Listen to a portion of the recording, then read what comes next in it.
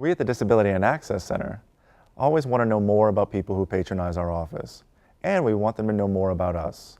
And one way to know more about anyone is to know where they've come from. Our location helped us a lot. We were in the middle of the state, of Tennessee, helped us. I think a flat campus helped us a lot in getting the populations of people we had.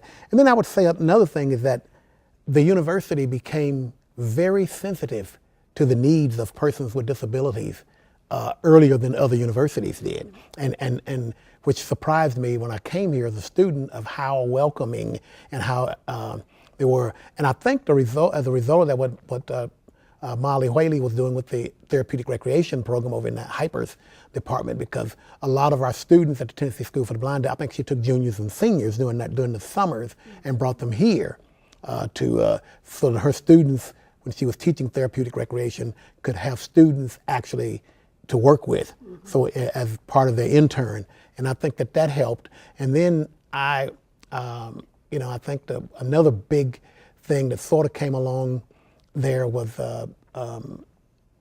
people kept coming up with ideas, and about, I want to say like late 70s, early 80s, I believe Vicki Ivan, we put together a grant that allowed us to hire some students, and that's when Barton and I, the wheelchair users, when our job was to put together in the, downstairs in the KUC, I think you were the GA supervising us, to put together, beginning to put together of the need of a disability services program, a handicapped student services program, we called it in those days. And we started, when we worked that job, I want to say it was a 30-hour-a-week job or something. We got paid through the employment office.